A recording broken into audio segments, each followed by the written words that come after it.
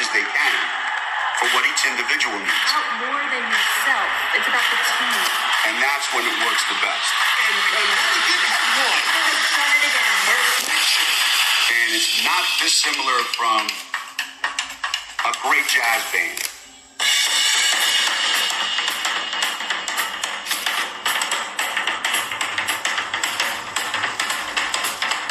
Hi, I'm Gino Auriemma, and I'm the coach at the University of Connecticut women's basketball program. We've won 11 national championships in the last 25 years, 13 straight Final Fours, 21 total. I've won 2 gold medals at the Olympics, coaching the U.S. national team, London and Rio. I've coached some of the most iconic players ever to play the game of basketball. What I've wanted to do, though, is to share some ideas with you about what I've done, or tried to do, that has helped me get to where I am today. This is so much more than just basketball. This is everything that you do. Teams are teams, it doesn't matter. So a basketball team is the same as a church group. It's the same as a family. It's the same as your sales group. It's the same as your marketing group. It's a group of people trying to come together to do something as a group that they can't do individually. What kinds of things are we going to talk about? How do we build those championship teams? How do we train those incredible players? How do we make amazing personalities mesh? How do we get them to hold each other accountable, to be responsible to each other, to act as great teammates, to perform on the biggest stage in the biggest moments of their lives and be successful?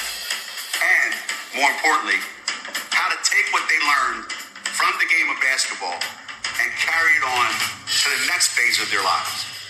And in the end, what will you do so that the people that are on your team, the people that are in your group, your family, whoever, when it's over, say, you know, I couldn't have done it without you. That's probably the ultimate win for any leader. I'm Gino Auriemma, and this is my masterclass.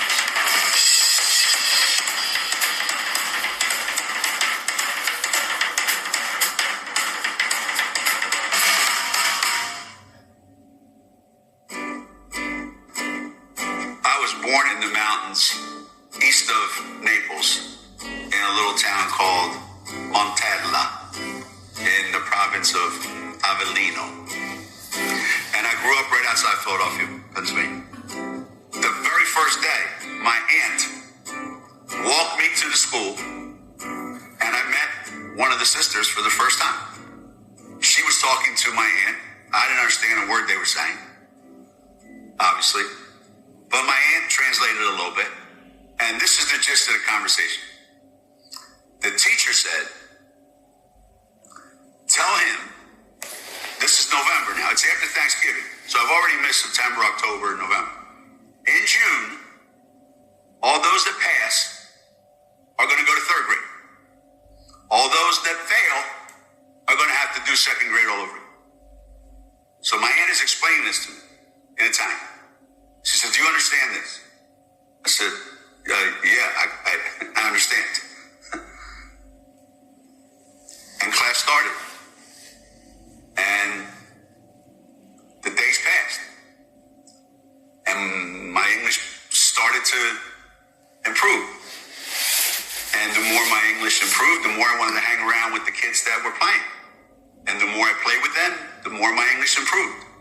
And I remember 7th grade, I think it was, one of the sisters said to me, Gino, there's a boy in our class that really struggles with a couple things.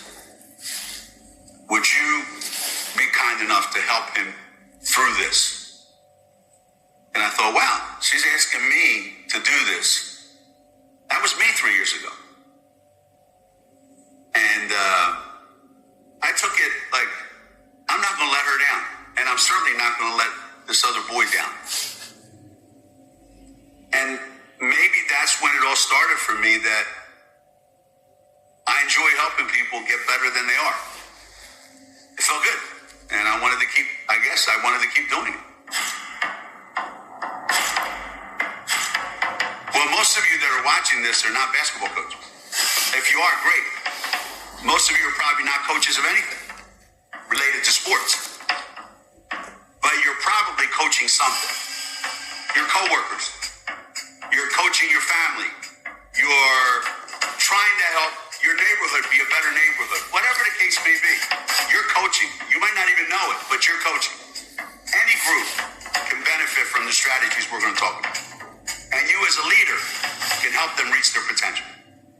I've been very reluctant to do these things because I don't buy into this idea that these are the 12 things that I've done in my life. And if you do these 12 things, you will win championships and, people will stop you in restaurants and want to get a picture taken with you. I don't want to be that guy. I just say, you know what? I want to do masterclass because whoever watches this, I want to change their lives. That's not the intent here.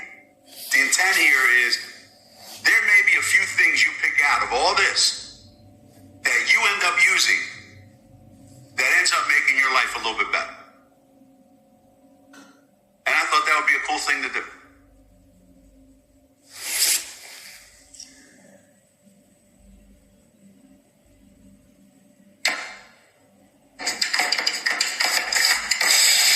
Now I'm going to talk to you about my principles for how to become a resilient leader. Once you say, I'm in charge. Once you say, I am leading this band. I am leading this team. I am leading this group of people. What you're saying is, follow me. Okay? Well, it's not a straight shot to the moon. This road is going to be a very bumpy road. You're going to get hit. Hit what? Not hit physically, but you're going to get hit with things you never imagined. And if you don't expect to get hit, well then, you know what? You haven't really set yourself up to be the leader. Because by saying I'm the leader, you're saying to everybody behind you that's following you, I will take the hits. I will take the hits for you. And if they see you fail and hang in there, fail and let them know, listen, we're failing right now. We're not where we want to be. But I promise you, if you stay with me here, we're going to get there. Your positivity, your attitude, you're going to get hit. Hit what? Not hit physically, but you're going to get hit with things you never imagined. And if you don't expect to get hit, well then, you know what? You haven't really set yourself up to be the leader. Because by saying I'm the leader, you're saying to everybody behind you that's following you, I will take the hits. I will take the hits for you. And if they see you fail and hang in there, fail and let them know, listen, we're failing right now. We're not where we want to be. But I promise you, if you stay with me here, we're going to get there. Your positivity, your attitude, how you handle defeat, obstacles, setbacks, whatever you want to call them, how you handle that is going to determine how much confidence they have in you. And once they lose confidence in you, you're no longer the leader. So being resilient, that's rule number one. That's rule number one. You better be resilient.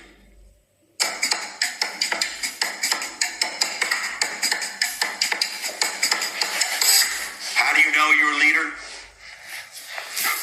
I would say you're born with some characteristics. And then your environment helps you nurture those things. And then your experiences add to that. And then you're tested. And you're given an opportunity to show whether you're a leader. And a long time ago, Jim Valvano said, basketball doesn't give you character, but it does give you an opportunity to show if you have any. And I think that's what happens with leadership. I don't think coaching a basketball team, a championship team, makes you a leader. But putting yourself in that situation gives you an opportunity to prove whether you are or you're not. Do you step up and lead, or do you go to the background and let someone else lead? So can you learn to be a leader? Absolutely. If you're willing to put yourself out there and be the one that is responsible for failing. If I told you, hey, listen, I want you to lead this group, and at the end, you're going to be world famous, I'm in. If I told you, I want you to lead this group, but listen, it's a 50-50 chance that this is all going to fall apart and you're going to go down in history as the worst leader ever. That person who says, I'm in, well, that's who you want.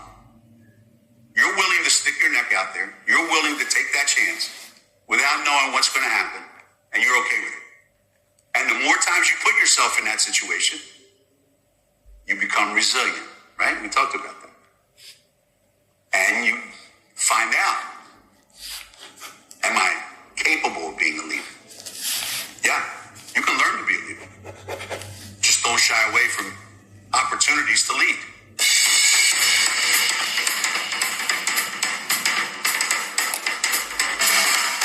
Was I born resilient? No, I was not.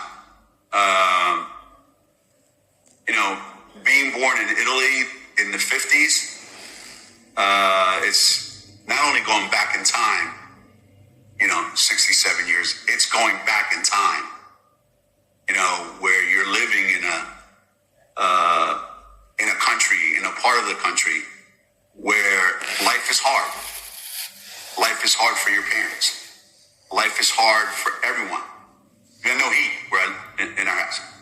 So there's they made a little fireplace, a little campfire of coals, hot coals, to warm everything up. I fell asleep, I fell in. And one thing my mother said, with all the scars and everything and what happened, she said, I couldn't understand, you never cried. And I'm thinking, well, that's not a good thing. But maybe, at that point, and from that point on, there's this, hey, no matter what happens, I can handle it. No matter what happens, I can handle it. And that expectation is probably the biggest reason why I've gotten to where I've gotten.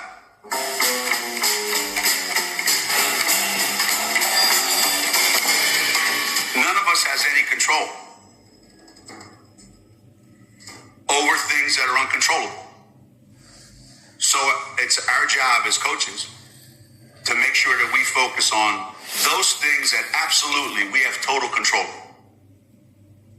And we have to make sure that we control those better than anybody else in the country. The uncontrollables, they're going to be there whether we like it or not. And when they appear, we will deal with them. But we will not lose a game. We will not get beat. We will not fail because we failed to take care of the things we can control. There's a difference between getting beat and losing. Getting beat means you did all the things you needed to do. They just did it better. Losing means you did not hold up your end. Well, I never want to lose. I'm okay with getting beat. I don't like it, but I'm okay with it.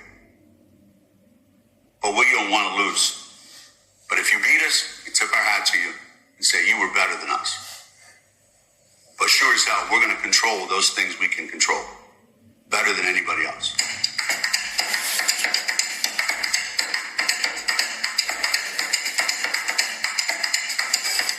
One of the biggest attributes that resilient leaders have is the ability to listen. Listen more than you talk. I have found that the people that I respect the most, one, they always have time for you. So then they're going to be able to help you. That's what a leader is. Two, when you do go seek them out, they listen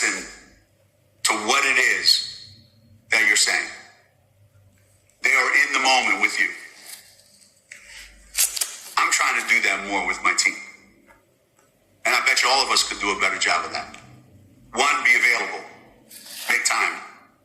If you want to be a leader, make time. Two, be a good listener. Three, be in the moment. Don't be thinking about what you have to do next. And then always have their best interests at heart. Because if you don't, they'll know. They'll see right through you.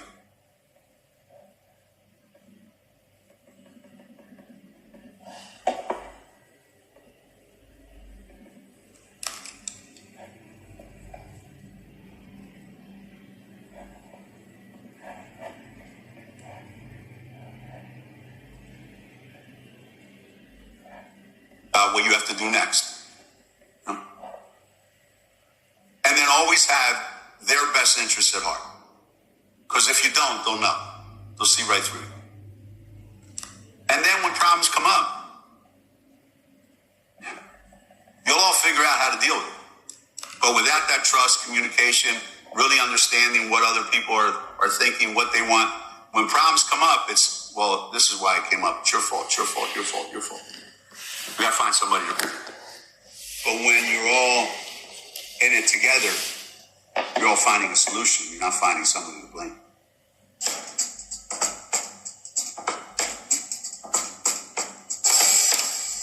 In whatever world you live in, you're working with young people, the communication skills there have really, really changed.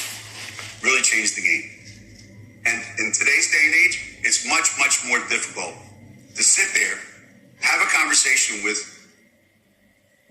an 18 to 22-year-old and actually really be into what they're talking about, because they have a lot of problems explaining how they feel. Now, if you tell them to go sit in the other room, they can text you exactly how they feel. But getting them to articulate that, very, very, very, very, very difficult. It made me take a step back and say, when I meet with my team, when I meet with my players, am I doing all the talking?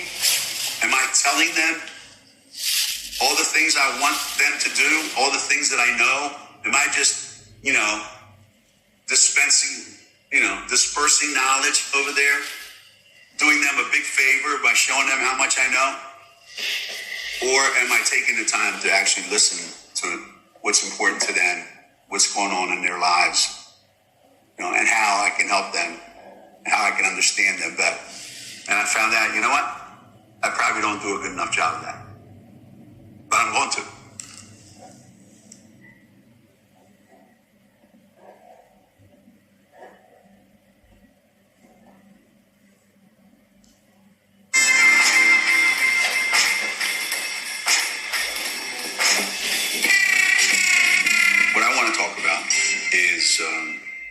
How you pick a team, how you develop a team, how you function within a team, how a team comes together, and what your role is within that team, and what your role is as someone who's guiding that team, and everything that goes with it. And that's probably the fundamental thing that we try to teach, is that when you're on a team and you can become a great teammate and function properly within a team system, then you can be successful at anything you do. The biggest reward of being a great teammate is you'll always have a team to be on the rest of your life, because someone will always want you as a teammate. That in itself is the greatest reward. Forget about, well, they'll pay me more, I'll get more promotions, That's neither here nor there. And I know that's why people work, obviously. To me, the greatest reward is, your peers, people that you respect, want you on their team. That, to me, says it all.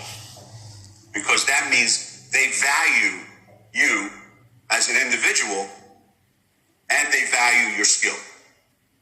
Because if it was just skill, but you were a horrible teammate, they wouldn't want you on that team. So the greatest reward is, from the day you're born until the day you die, you will always be invited play golf, to go on vacations, to do anything that involves a group. They will want you as part of that group because of who you are and what you bring.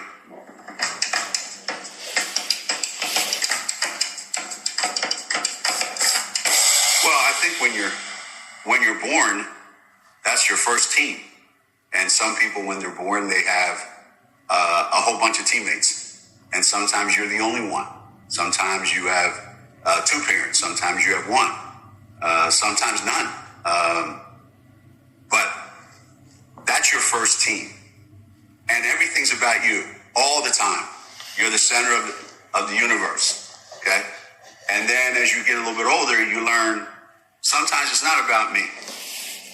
Sometimes my parents or whoever is going to make a decision that I don't like, but it benefits the team, benefits the family.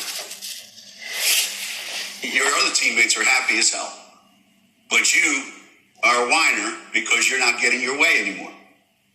And then 2 weeks later, your parents or whoever make a decision that you love, and you're happy and you're loving life, and your siblings, your teammates, now they become the whiners. And all along, you start to understand that sometimes decisions are going to be made that you like, some you don't like, but you start to respect the fact that the number one decision that has to be made is what's best for our team, what's best for our family. And that's your first experience with it. And then it just grows from there. You know, you try out for a team, you're in the band, you're in the drama club, you're, computer club, chess club, whatever the case may be. It continues for the rest of your life.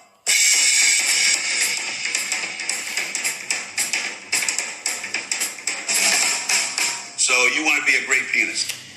Okay, you get together with the best teacher that you can find, and now you individually master this skill.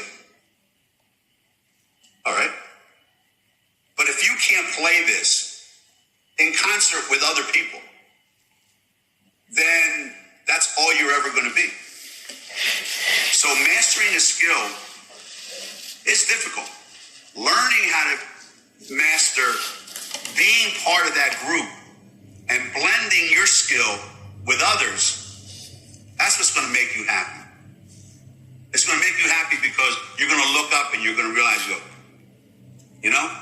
thank you. Thank you for helping me be way better than I could have been by myself. I remember one instance in particular where a player showed up and first practice, all they want to do is score. So it's evident that the other stuff, they're not really that interested in. As time goes by, you look at them and you say, do you realize you don't do anything when you don't have the ball in your hands? You just stand there and wait for the ball. Because in a game of basketball, if you play 40 minutes, the whole game, you may touch the ball a total of 5, 6, 7 minutes. What are you doing the other 33 minutes? How are you helping our team win? That's the big question. So all along, this kid just wanted to score, and didn't do anything besides try to score. So one day, I just said, no, she ain't playing. And she's one of our best players. And she just sat there. And then we got in at halftime, and I said, hey, how many rebounds did you get? She goes, none.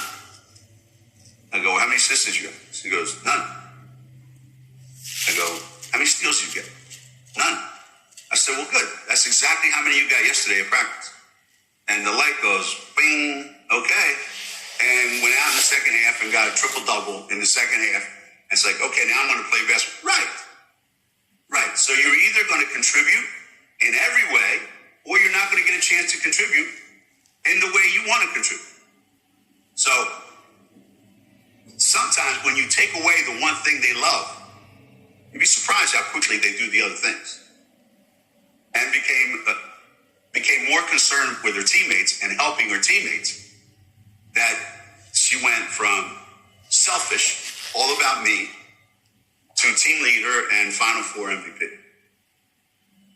Because she gave up this idea that I'm all about scoring, and if I don't score, I don't care. Remarkable transformation.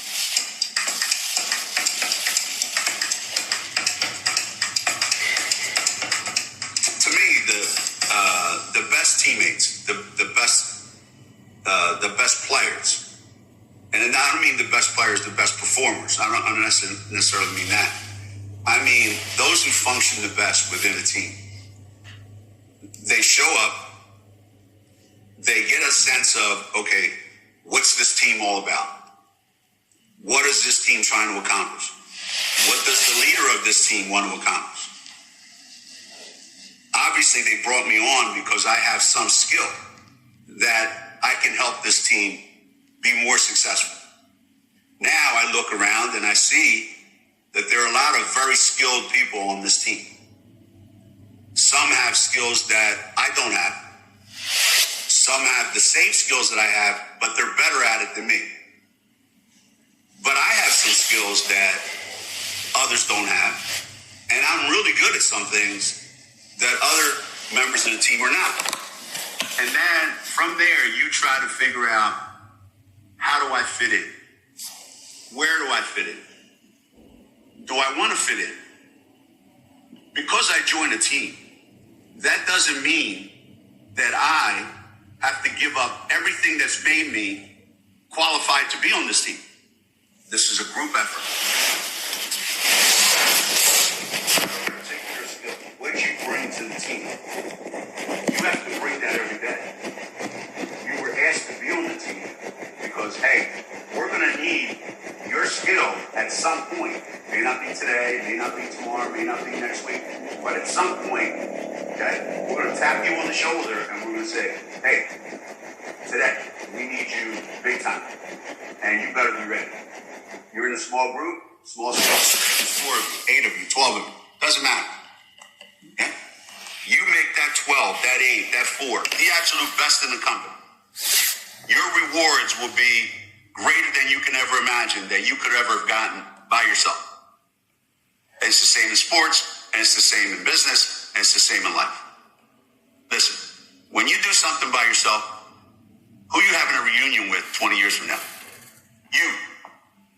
When you do it with a big group, small group, I don't care. And 20 years from now, you all get together, you all share in those memories. You all share in those things that you help each other accomplish. That's, to me, there's nothing better in life than doing that.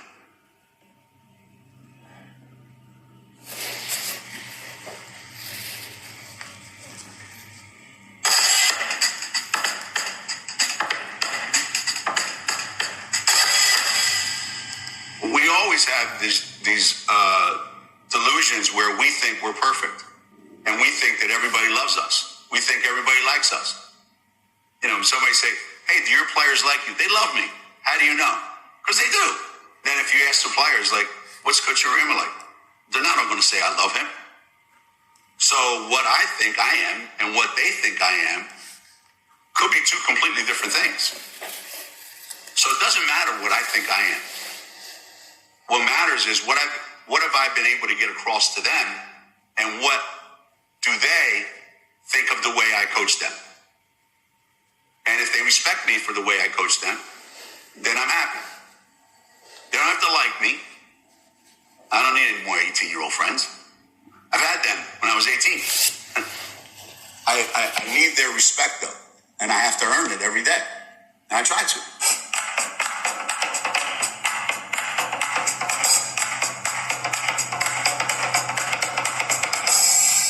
My leadership style would be described as, I know what I want. I know what I have to do. I know how to help you. And when I don't know, I tell you I don't know. I don't pretend. I don't lie to my players and give them a bullshit answer. That's just not going to happen. Because they're going to find out it was, and then they're not going to trust me. So they know everything I say to them is because I know. And when I tell them I don't know, they respect that. So my leadership style is, basically let my assistant coaches do all the work that has to be done, delegate as much as I can, try to get players that want what we have, and allow people to be successful and don't micromanage the situation. So my leadership style is, I brought you here for a reason. Do it. Do what you came here to do. And if you have to check with me every 5 minutes on what to do, then I brought in the wrong person. My players would describe my leadership style as, he's a perfectionist. He bitches about every little thing. The minute it's done, I hair wrong, he's all over it. And if I do something 8 times in a row and get it wrong the 9th time, all he remembers is the 9th time I did it wrong. But he wants me to be great. And I know that everything he does is meant to help me be better. And now, even more now, at this stage of my career, I tell them, listen, winning one more championship doesn't change my life one iota. But we have 10 freshmen and sophomores next year. If they win their first championship, their life changes forever. So they know I don't need this. I'm doing it because I still want to see that look on your face that we talked about, where you just light up because we just did something that you've always wanted to do since you were a kid.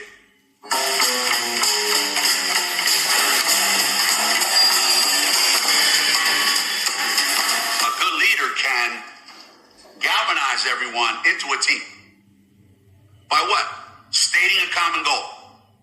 All right, look, we have a problem here, and I have to find a solution for this. But first, I have to admit that there's a problem. Second, I have to identify what the problem is.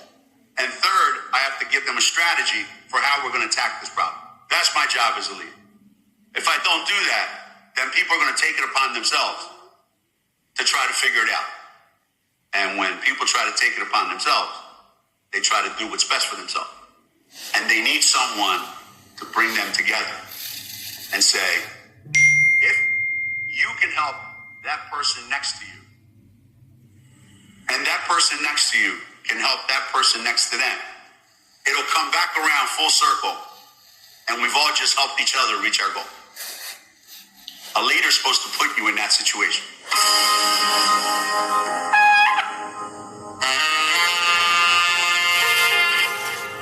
Whether it was high school or college or any place, there's always a fear of, am I good enough? There's always a fear of, am I prepared? Have I done enough? Can I handle these pressure situations? And I think every athlete growing up has these. Some carried into adulthood. I still have those feelings. When my great players come out of high school, everybody knows they're great. They have all the accolades. They have all the notoriety. They show up on campus. Never fails what I'm going to tell you. A month or two into the season, they're going to break down completely. And you call them into your office and sit down, and the first thing I ask them is, tell me, what are you really afraid of right now? What are you really afraid of right now?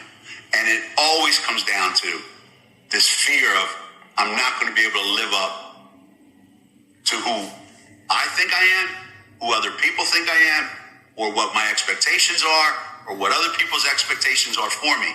And I'm scared to death. Why? Because for the first time in my life, basketball's hard. It's been so easy in high school. I just dominate everybody. Now I get here. It's difficult. You struggle. You're not having success. And those doubts and those fears start to creep in. And I try to help them with that. I had a kid come to school, and I asked her, tell me what motivates you. Tell me something about you. First thing out of her mouth, I hate to lose. I said, well, that's really good. I said, but we'll never win a championship with you, because you'll start doing things not to lose. So, 2 things. Fear of failure, that's a motivator, but not as great a desire for success. So when somebody says, I hate to lose, great. You need a little bit of that. Flip side, coach, I want to win really bad, man. All right, now we got something.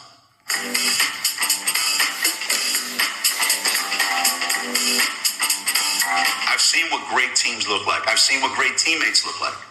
I've been on teams with lousy teammates. I know what they look like. So I can recognize them immediately on my own team. Because my whole life has been about pay attention. Because when I got to this country, I didn't speak English. So it was all about watch and learn, and then listen so you can learn how to speak the language. And I've never stopped watching and learning, listening and learning. I'm not smarter than the other coaches. I'm not using trick plays that other coaches don't have. I get really good players, but the teams we have to beat in the Final Four, they have really good players too. Really bad, man. All right, now we got something.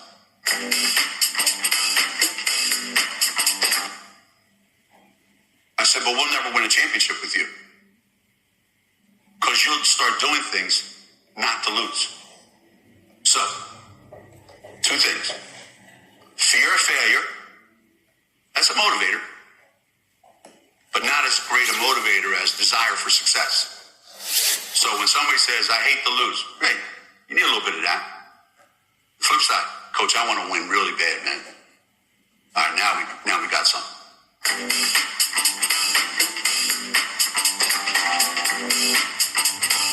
I've seen what great teams look like. I've seen what great teammates look like. I've been on teams with lousy teammates. I know what they look like. So I can recognize them immediately on my own team. Because my whole life has been about pay attention. Because when I got to this country, I didn't speak English. So it was all about watch and learn, and then listen so you can learn how to speak the language. And I've never stopped watching and learning, listening and learning. I'm not smarter than the other coaches. I'm not using trick plays that other coaches don't have. I get really good players, but the teams we have to beat in the Final Four, they have really good players too. One thing that I have found is when the people that you're relying on, assistant coaches or assistant managers or assistant team leaders, whatever the case may be, if you're not paying attention to what they're doing, you'll never know they're struggling. If you're not accessible, they'll be afraid to come to you and tell you what their struggles are. And if it's an environment of non-judgmental and one of, listen, this is a common struggle. I've seen this before. We all go through it. Let's figure out how to fix it. How do we fix it? Now here's how you should fix it. How do we fix it? They feel good.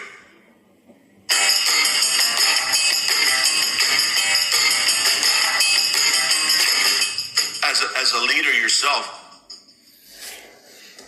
the people that work for you, work with you, really, are the reasons you're successful. They want to know that you appreciate what they're doing. So you have to acknowledge that on a daily basis. You know that old saying, catch someone doing something right, instead of always complaining about what they don't do well. So every time something happens that it wouldn't have happened without them, you let them know, hey, couldn't happen without you, man. That goes forever. Goes forever in their gratitude and their willingness to want to do even more. You're in the recruiting process and you end up talking to someone on the phone about coming to your school, in our case.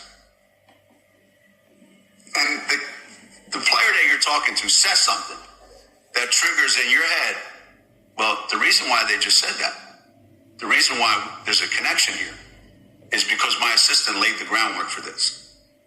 So now you come in the next day and you go, hey, I talked to so-and-so on the phone, did a great job with, really preparing all that for me. I think we're in great shape with that kid. And we wouldn't have been if it wasn't for you. Simple, right? Doesn't take much to do that.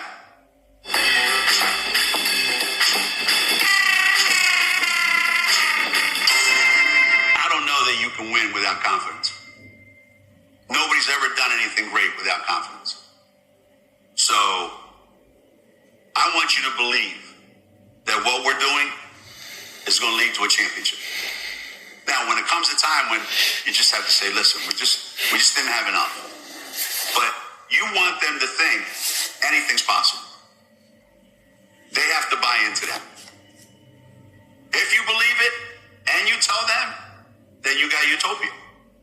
If you don't believe it and you tell them, you can fake it a little bit, but at the end, when it's all said and done,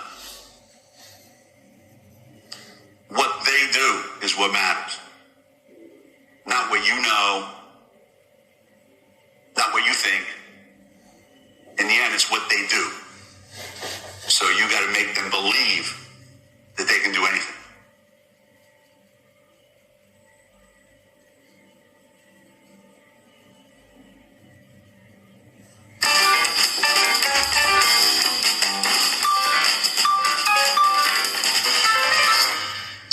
Talk to you about building your team, finding the right people to support you in building a championship team.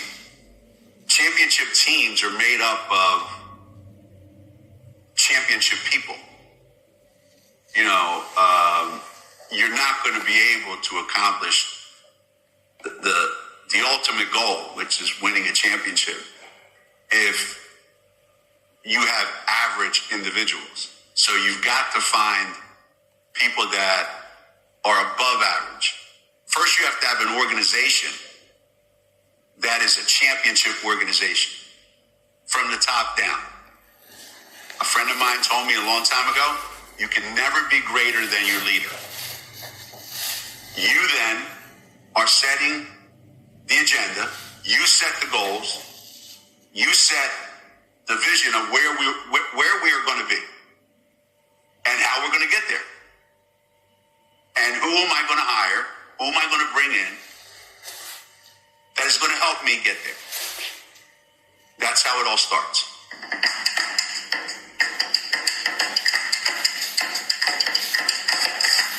If you are the leader and it's your organization, you're starting a new business, it's you.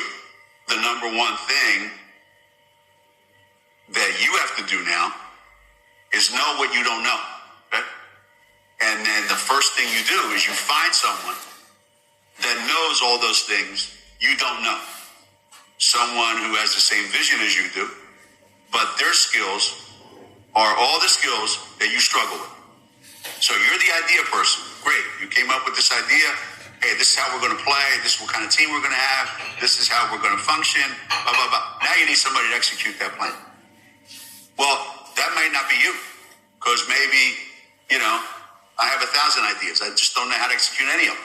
So now, first, rule number one, find someone who knows more than you do and has skills that you don't have. And now the two of you form the first team you're going to have. That's your first big recruit. And you better get that one right. If you don't get anything else right, you better get that one right. Me, personally, the first thing I did when I became the head coach is I found someone who was all the things I wasn't. Matter of fact, all the things I'm still not. For me, it was Chris Daly, and 37 years later, we're still together. There is nothing that has happened in my program in 37 years that she hasn't had a hand in. And it works perfectly because it doesn't work too perfect, though, because I can't even question what she does because I have no idea what the hell she's doing because she's so far ahead of me in some things. It's already taken care of. So it's pointless to even go, hey, well, It's done. And then the people that we hire that report directly to her, in some ways, are just like her. They're one step ahead of her. So the organization is built from the top in a way that everyone working here is exactly like my team. They all have different skills. They all have different personality types. They all have a different viewpoint, but we're all committed to the same thing. That's our first team. My assistant coaches, our support staff, then my team, in that order. So if you get the assistant coaches right, then when they're out there recruiting, they will get the right people for it.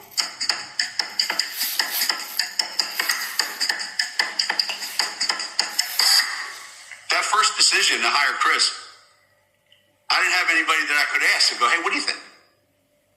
So it was just me and my gut instinct and what I knew. How did I know?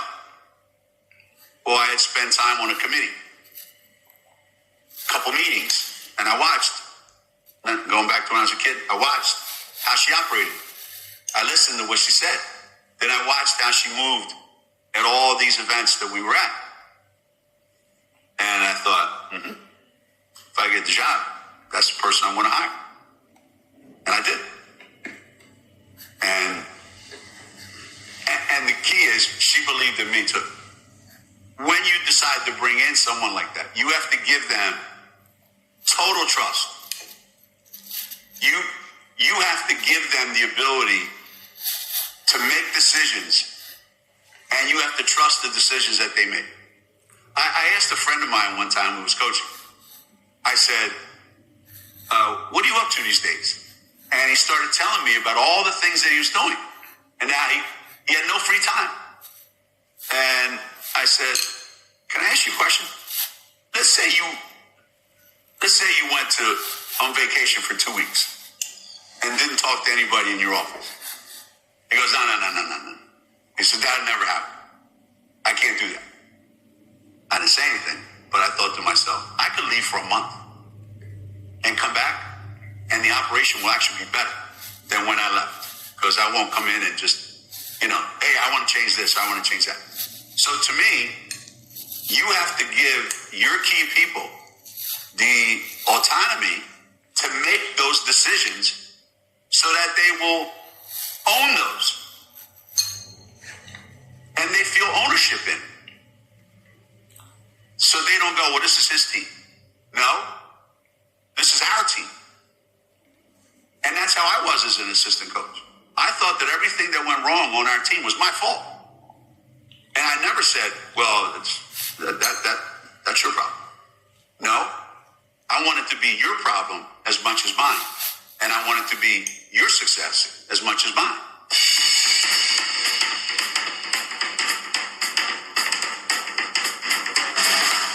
Well, the only skill that really matters to me, really skill, is can you communicate?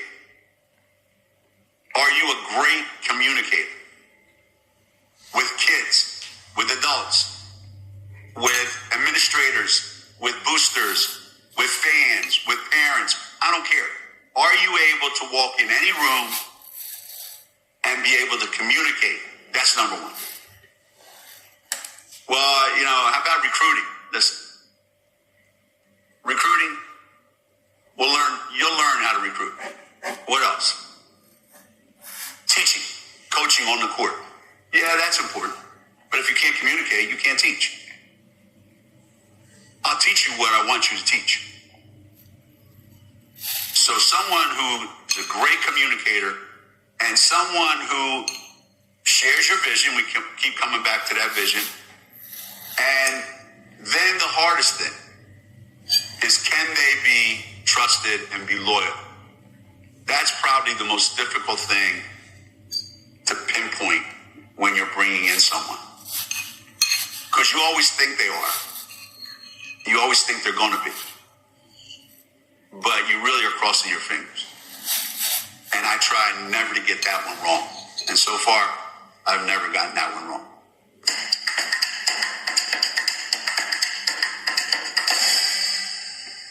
I have made bad choices in bringing people to our program. And the choice ended up being difficult because it wasn't necessarily all their fault, but they weren't prepared for how overwhelming being at a place like Connecticut can be. So in your company, and you're at a high-powered, big-time place, and you bring in somebody that's overwhelmed by the bigness of it, the pressure of it, the intensity level of it, you owe it to them that if the mentoring process isn't working, you need to move them along and be fair to them. And yeah, we've all been there. We've all been there. If you get the first one wrong, you're stuck already. What do you do when you're stuck? Well, the hardest thing you have to do, get unstuck and remove that person and bring in somebody new. I had a conversation with a hospital administrator one time. He was the head of this huge hospital. He said, it takes me about a minute to know whether somebody's really good or not. And if it takes me longer than that, then I haven't been paying attention all these years. So, you hire somebody, you watch them 6 months, however long, you go home and it hits you right away. Damn, I got the wrong person. They don't have this, and this. And I don't see them getting it. I'll try to help them. All right, let's go, but no, you got it wrong. You just admit it. You have to manage them, micromanage them. You have to check on them every day. They're always giving you reasons why something is not exactly the way you wanted it. You got the wrong person. We all make mistakes. You need to find someplace else for them to be, either in your organization or somewhere else. Because you're not doing them any favors by keeping them where they are, and they're not helping you grow and become what you want to become.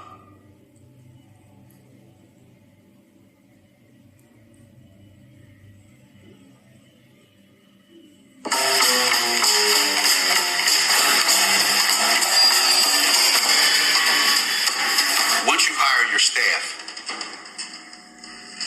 however many of them there are, whatever you need, the next thing now is, since we're talking about a sport here, the actual people that are going to be playing the game. So for you, it's the actual people that are going to be doing the work that the staff that you hired is going to manage and train. So knowing what kind of player you want, knowing how to find them, where to look, knowing how to get them to come to your school, how to get them to come work for you, and then how to make them better. That's the process in how teams come together. If I had to play and my success depended on how well I play, you and I wouldn't be having this discussion right now. There'd be no master class of me talking to you about anything. So, coaches get a lot of credit, too much credit, for winning,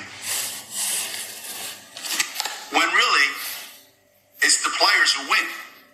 You win with people, right? People say that. There's books written about that. I had somebody say to me one time, the only time you've ever won a championship is when you had, great players. I said, okay. Tell me the names of the coaches who won championships with lousy players, with bad players. It's not going to happen. So you have to get the best players, and then you have to train them, teach them, and coach them to their ability and beyond. You and your staff have to do that. And your success then is measured in how well you can do that job.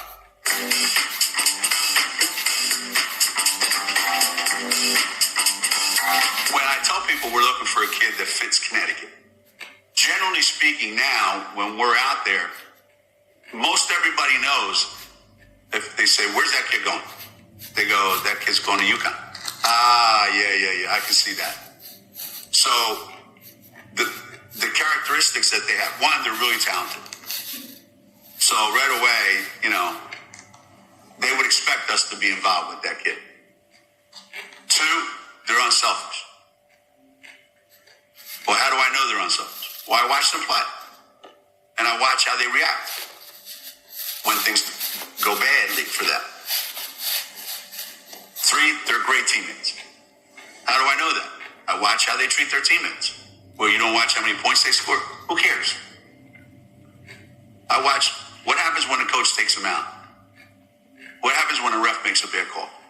What happens when they throw a pass and it bounces off their teammate's head? And the look of disgust at their teammates. Next, can they pass? Because if you can't pass, generally speaking, you can't play for us. If we have 10 high school Americans, one of them's going to be open. And if you can't pass it to them, we got a problem. If you don't want to pass it to them, we got a problem. So, what does finding someone who has a willingness to pass? Well, they're unselfish. They love that pass. Well, then they're a great teammate. So it all comes together, see?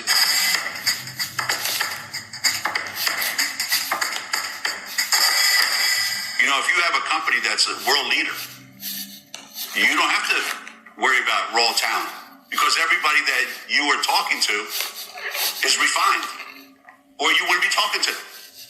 Now, if you're not at that level, then you have to take a chance on some raw talent that you can develop and train and make them refined. That was us 30 years ago. We couldn't get that refined talent. So we went after the best next level kid. And when we started winning with that next level kid, I knew that if I ever start getting the refined kid, it's over. But for us to go after, for you to go after those top people, when you know they're going to be attracted more to the top companies, and unless you get lucky, you're wasting your time. And you could have had some other people that are pretty good. So you have to know, where are you? What level are you? And as you move up, and as your company gets better and better and better, you start attracting better talent. And what if that raw talent never becomes refined? Because that's all they are, is a raw talent.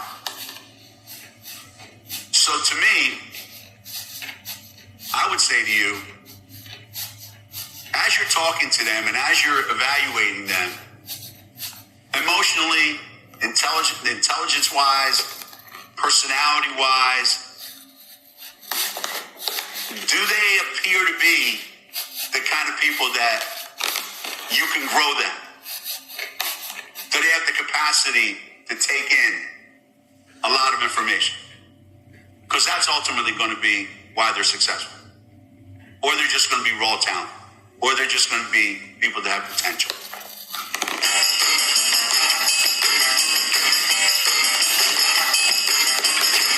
friend of mine a long time ago, who was a great NBA coach, told me, I said, how's your team going to be this year? He says, we have enough potential to get me fired. And I went, what? And then I started to realize what he said. As long as you keep telling people they have potential, that means that they have never reached the level that you want them to play at. So, potential is great until it's not. Some of our favorite things that have happened is seeing someone as an 18-year-old, 17-year-old, and no one else sees what you see. They're not the obvious talent. They're not the obvious best player. But you see something in that particular player, and you go, I want that kid. And people would say, what are you going to do with that kid?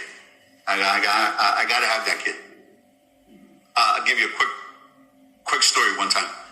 The last day that you can recruit, July 31st. There's nothing to do. I'm in Washington, D.C. Guy says, hey, there's a summer league game going on. You want to go? I said, absolutely. Let's go. We go watch the game. There's two kids playing in this game. One is being recruited by everybody in America. So obviously she's the draw. I watched 5 minutes of the game.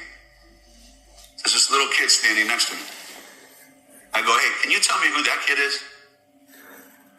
And they tell me her name. I go, I think she's the best player on the floor. I said, can you do me a favor? By halftime, I want her name, what school she goes to, all the other information. Kid got it for me. We signed the kid. Came to Connecticut. Was a starter on a 95 championship team. Was only the second player ever to get 1,000 rebounds at Connecticut. Never made first team All-American. Never made first team anything, really. But without her, we don't win that championship. And now she's one of my assistant coaches, Jamel Ali. When that happens, that makes you feel like, yeah, anybody can pick out that guy. It's like picking out a great bottle of wine. Hey, that must be a great bottle of wine. Why? Oh, it's $300. Okay. No, the trick is to find that bottle that costs $35 and it tastes really, really like a $150 bottle of wine. That's the goal in life.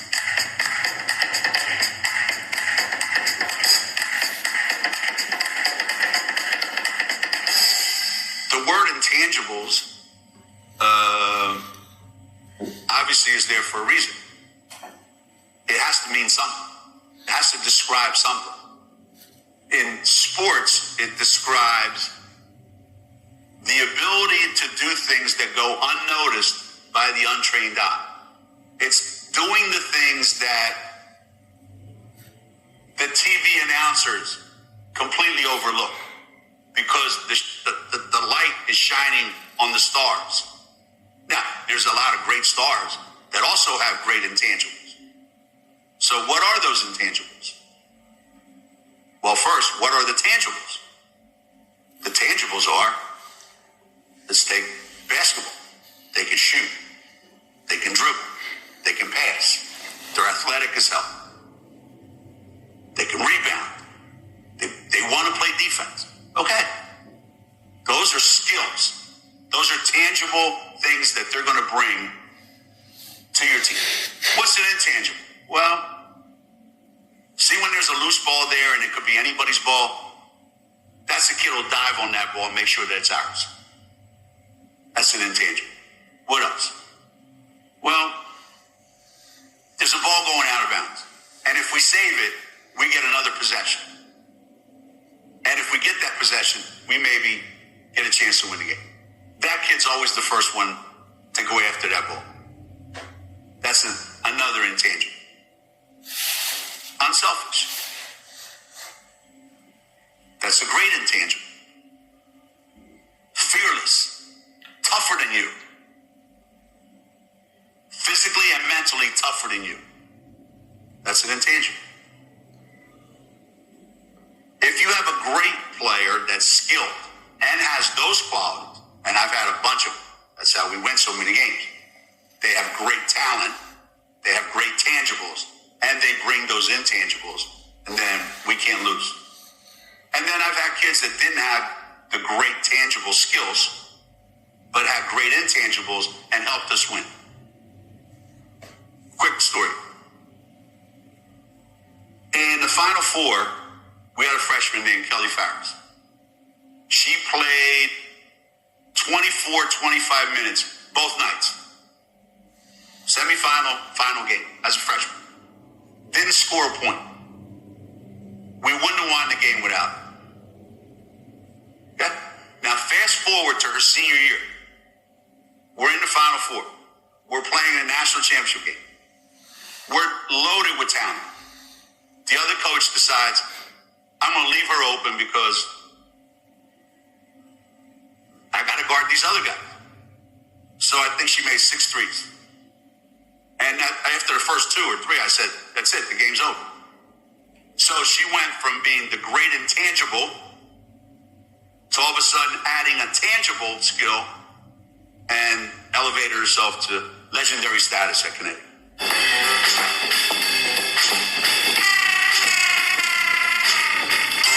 All right, so you don't have 11 national championships, and you don't have a world-leading company, and you're not an A-list, employer. What are you going to show them to entice them to come? Nothing. You got nothing to show them except you. You got you to show them. That was us 37 years ago. Walk into a house. Our facilities were not as good as some of these kids in high school gyms. Couldn't show you a facility. It's worse than your gym. Couldn't show you the campus. Campus was awful. They hadn't built a new building in 50 years. What do I got to sell? Me. How many wins? None. How many championships? None. But you can help. You can help me get to where we want to go. Me and you. Trust me. Because that's all you got. That's it. That's all you got in your pocket. You got nothing else to sell. Hope and belief in you. So in the real world,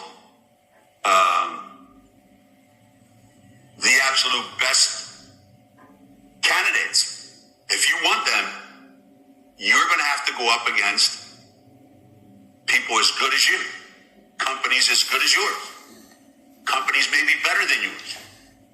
You can talk all you want about the company and all the benefits and all the rewards that can come. In the end, you have to ask them, do you want to work for me? Make it personal. Because if they say yes, you pretty good chance you got a great employee who cares as much about you and relationships as they do about the company.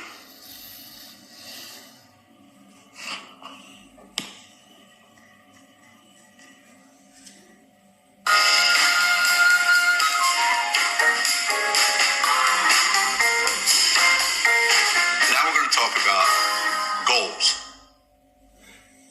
Setting goals, how to track those goals, how to achieve the goals that we want to achieve, both for each individual and for our team. And this might be one of the more difficult things to do that we're going to talk about. Goals are not New Year's resolutions, and goals are not wishes. They're meant to be concrete. They're meant to be achievable, but at the same time, the bar's got to be set realistically high. I've been guilty at times of setting the bar so high that even we can't reach it. And the goal, unfortunately, or fortunately, at Connecticut every year is win a national championship. And that has to be the overriding goal. But it's not possible to win a national championship every year. It's not possible for you and your company, and any company, if you track the stock market, to achieve their goals every quarter, every year, without having a down year. It's not possible. However, putting yourself in a position where you can do it, and there's a good chance you're going to be able to do it, that's more important. Because that means year after year after year after year, you are in a position to achieve the ultimate goal, which is win a national championship for us.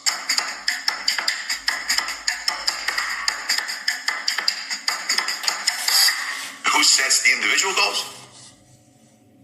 Well, it's a collaboration. Hey, what do you expect from yourself this year? This is where you were last year. This is how last What are your expectations for yourself? What would you like to see happen this year for you? Try to think forward now to the end of the season. We're going to be looking back. What would you like to have accomplished? Individually, first. Write it down. Write it down so I can see it and we keep it. And then when we're talking 2 months from now, and I go, you wrote this down. You said you wanted to do this. Are you? Not really. What are we going to do about it? So we do this for school and we do this for basketball. The conversation that I have is, contrary to what you might think, you are responsible for your success here. If you fail or if you succeed, it's because of you. So don't expect me to make sure you're successful. Don't make me responsible for your failures. You have total control over your success and your failure. So it starts with you and it ends with you. We are here to give you all the resources you need to accomplish that. That's everybody on the team. Well, the reason why I didn't do this is because no. The reason why it didn't get done is because you didn't do it. So where are you going to go from there now? What other excuse are you going to give? So we have another saying at school. There's only 2 reasons why you don't do something. One, you don't know how. Well, then we have to teach you. 2, you don't feel like it. If you don't know how, we have to work with you until you do know how. Once you've mastered that, and you don't do it when we need you to do it, it's just you don't feel like doing it. I know friends that I have that are in that world where they're managing a sales force. And I know that their high achievers who are reaching all their goals, they kind of leave them alone. And they spend a tremendous amount of time with those that are struggling. Hey, come on, I'll go with you. Let's see if you're approaching this correctly. Let's see how your presentation is. Let's take a look at, what the overall picture looks like when you walk in to do something that you set out to do. Are you doing something wrong that you don't even know you're doing wrong? You want to spend a lot of time with them and find out, what do you think is the reason why you're coming up short? And see what they tell you. It could be something completely off base that they're missing. And you have to help them out with that. Those that can be helped. And that's where now that goal is kind of like a bond that binds you with your play.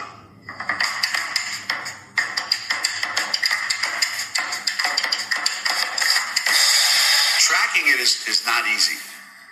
Now there's more analytic information than ever before. And you can use it all, and staffs have people that are strictly into analytics. Companies, are probably no different in real life. And if you're a company that operates like that, then we're very good in this field. We're not very good in this field. We're slipping here, but we're gaining over here. Now, we have the ability to do something that companies in real life probably can't do. We can record and film every single practice that we have, every training session that we have, either individually or as a team. So that person on our team gets immediate feedback every day on what your performance was that day, and then that week, and then this month. So a player knows exactly where they stand. And you can say, you said your goal was to be first team all conference. There's 5 players ahead of you at your position that are outperforming you in all the things you said you wanted to be better at. So this isn't me, this isn't my opinion. This is what's really happening. To me, it's a way to take the emotions out of it. It's real. It's what you've done.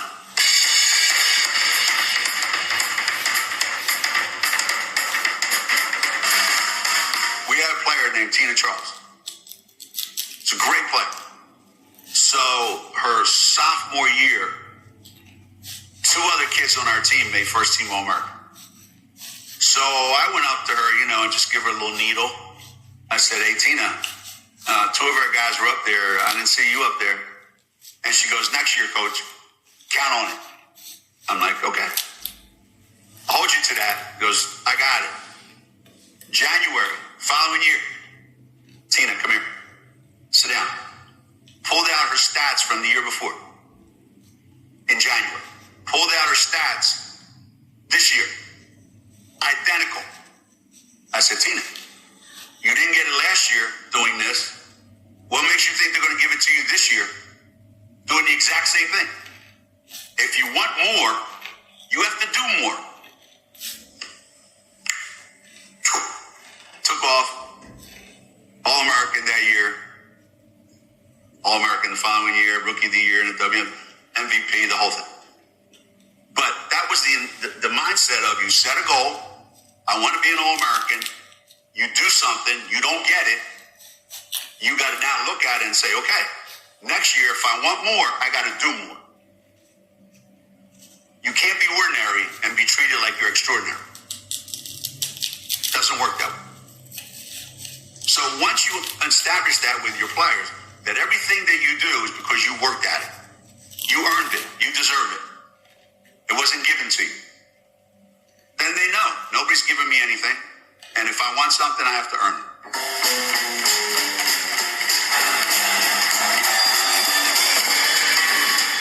So now, when you've set those individual goals for players that they've agreed upon, that they think are reasonable, now they work really, really hard every day to get better at those goals.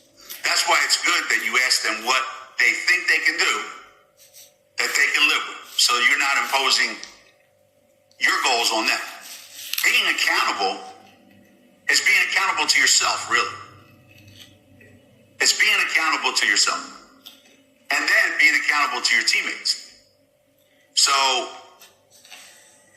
those things have to improve every day, those individual goals, in order for our team goals to be met.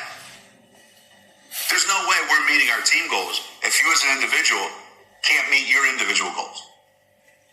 So you tie that in, that I want you to get better because that will make our team better. And then once you get better and we make our team better, you're going to figure out a way to add to that, and our team will keep growing.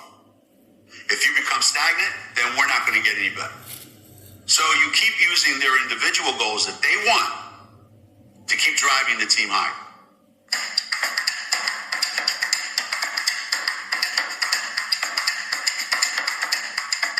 Let's say we have these aspirations to be a really, really, really good team, conference champion, or whatever the case may be. Our goal as a team, we want to play a certain way. So I'd say we want to hold the other team to 40% shooting. We want to hold the other team to 55 points. We have specific goals for every game. Well, if we come out of that game and we accomplish none of our goals except we won the game, I need to make them understand we lost. Now, you're not miserable because we lost. You just show them the film and say, listen, the only thing we did right was we won the game. Something to be said for that. Okay? When you get to the NCAA tournament, it's not a beauty contest. You just want to win the game and play the next one. So you want to show them on film that we won the game, but we lost our goal game. So if you're just happy winning games instead of fighting to reach goals, then at some point, you're just settling for wins and you're overlooking lousy play. Until just a matter of time when those lousy games start turning into losses. So the best time to really, really, really scrutinize your team the most is when you're having great success.